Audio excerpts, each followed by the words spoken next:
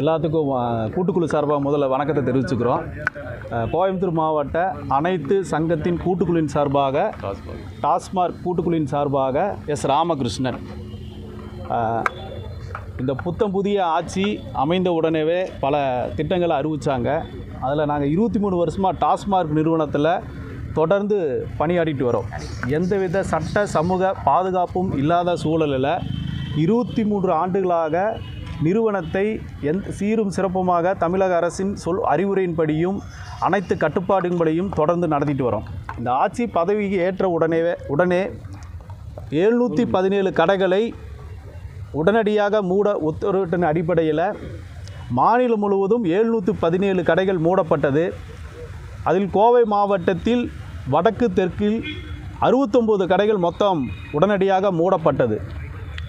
300க்கும் மேற்பட்ட ஊழியர்கள் அந்த சரக்கினைகளை பாதுகாத்து இப்போ எல்லோரும் கடையில் பாதுகாப்பாளராக இருக்காங்க. தொடர்ந்து அந்த சரக்குகளை குடோனுகளுக்கு கொண்டு போகணும். பாதிக்கப்பட்ட அத்துணை ஊழியர்களுக்கும் அரசு நிறுவனத்தில் காலியாக உள்ள அரசு நிறுவனத்தில் பணி நிரந்தரமாக வழங்க வேண்டும் என்ற கோரிக்கையின் அடிப்படையிலும் ஊழியர்கள் 500 மீட்டருக்குள் இருந்த கடைகளையும் 500 மீட்டருக்கு மேல் இருந்த கடைகளையும் கள ஆய்வின் போது பல குறைபாடுகள் நடைபெற்றுள்ளது. தொடர்ந்து அரசு கடைகள் செயல்பட்ட இடத்தில் தனியார் மனமகிழ் மன்றங்கள் இப்போது வரை தொடர்ந்து மூடிய கடைகள் அருகில் செயல்பட்டு வருகிறது. இதை எல்லாமே மாவட்ட நிர்வாகத்திற்கும் ஊழியரின் நலம் சார்ந்த பணி நிரந்தர கோரிக்கைக்கும் மாற்று பணிக்கும் நாங்கள் மாவட்ட மேலாளரிடம் மனு கொடுக்க கூட்டுக்குழு வந்துள்ளோம். ஆட்சியர் அவர்கள் கள ஆய்வுக்கு சென்றுள்ளதால் நாளை மீண்டும் கூட்டுக்குழு அனைத்து டாஸ்மார்க் சங்க கூட்டுக்குழு சார்பாக உயர்திரு மாவட்ட ஆட்சியரை சந்திக்கிறோம். தொடர்ந்து மொத்தம் 1300 ஊழியர்கள் வடக்கு தெற்கில் பணியாற்றிட்டு இருந்தோம். தற்போது 320 ஊழியர்கள் டாஸ்மார்க் கடையை மூடினால இப்போ பணி இழந்து உள்ளார்கள்.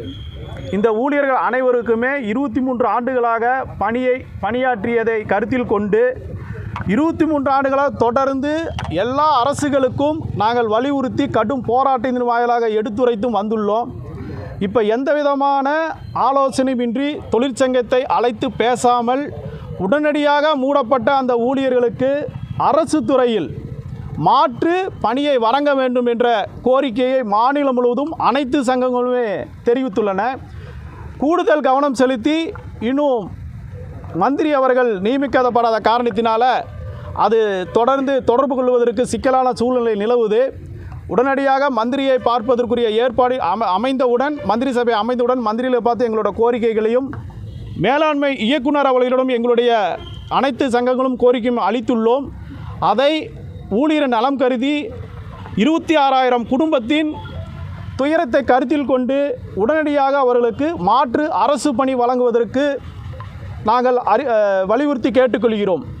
இந்த 717 கடைகள் மட்டுமில்ல, அரசு பல கட்சிகளும் அரசியல் தலைவர்களும் பூரண மலுவதற்கு கோரிக்கொண்டு வருகிறார்கள். இதில் எங்களுக்கு எந்த மாற்று கருத்தும் கிடையாது. நாங்கள் இந்த கடையை மூடியதை எல்லா கூட்டுக்குழு சார்பாக இப்போது வரை வரவேற்று கொண்டு தான் இருக்கிறோம். இதை வரவேற்கிறோம்.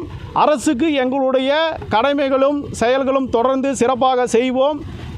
எங்களுக்கு நிறைவான ஒரு வாழ்வை தரும்படி இந்த கூட்டுக்குழு சார்பாக கேட்டுக்கொள்கிறோம்.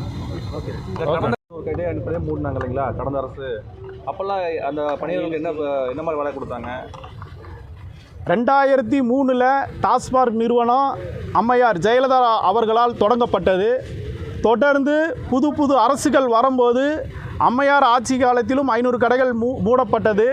கலைஞர் ஆட்சியிலும் 500 கடைகள் மூடப்பட்டது. மாண்புமிகு ஸ்டாலின் தலைவர் அவர்கள் ஆட்சியிலும் 500 கடைகள் மூடப்பட்டது. முதலமைச்சராக எடப்பாடி பழனிசாமி இருக்கும்போதும் 500 கடைகள் மூடப்பட்டது. இந்த கடைகள் மூடப்படுவது என்பது புதுசு கிடையாது. அந்த மூடப்பட்ட கடைகளில் லிஸ்ட் எடுக்கும்போதே அனைத்து இடங்களிலும் சென்று அதிகாரிகள் கள ஆய்வு நடத்துவார்கள். அந்த அடிப்படையில் தான் எல்லா கடைகளுமே மூடப்பட்டுச்சு.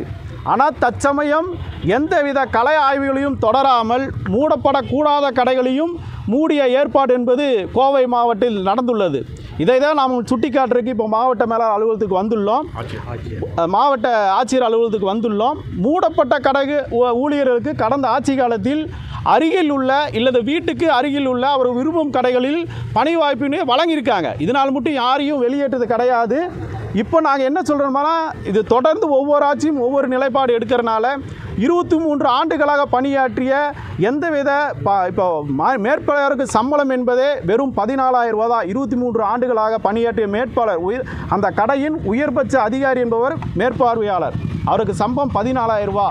விற்பனையாளருக்கு 11,000 ரூபா, அசிஸ்டண்ட் விற்பனையாளருக்கு 10,000 ரூபா.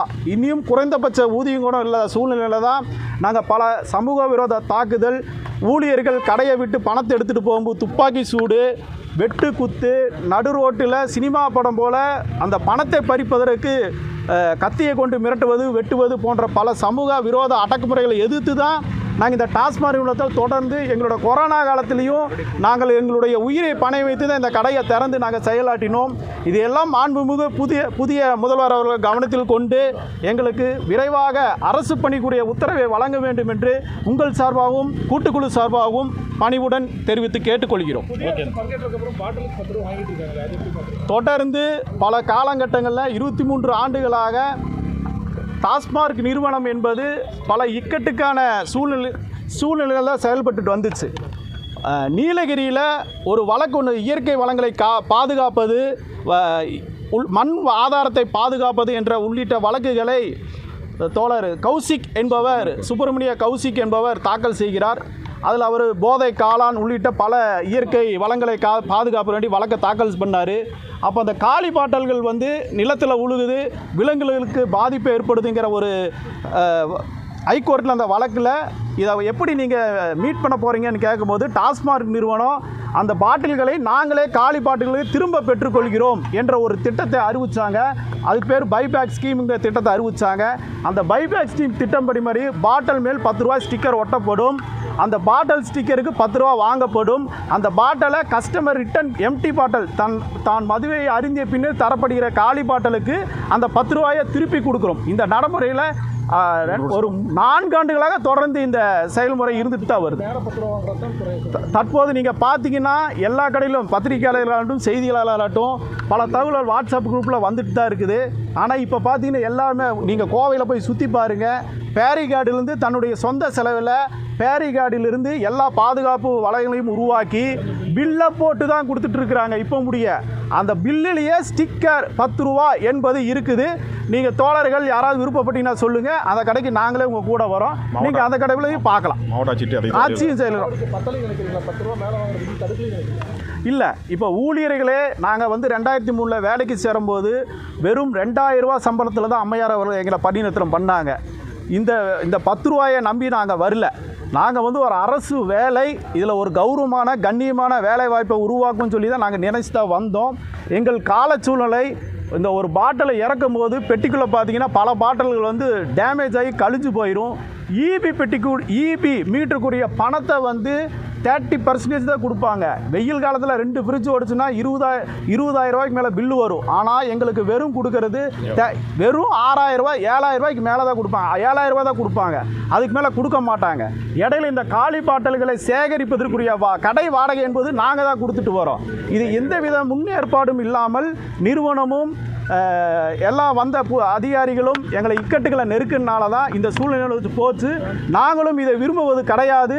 நாங்களும் மாற்றத்தை விரும்பும் தோழர்கள், ஊழியர்கள் தான். இந்த மாற்றத்தை நாங்கள் வரவேற்கிறோம். அனைவரும் ஒத்துழைப்புடன் கடைகளில் இப்போ வழிமுறைகளை வரும் வாடிக்கையாளர்களும் எங்களுக்கு ஒத்துழைப்பு கொடுத்தாங்கன்னா வருங்காலங்களும் இதே சூழ்நிலை நீடிக்கும்.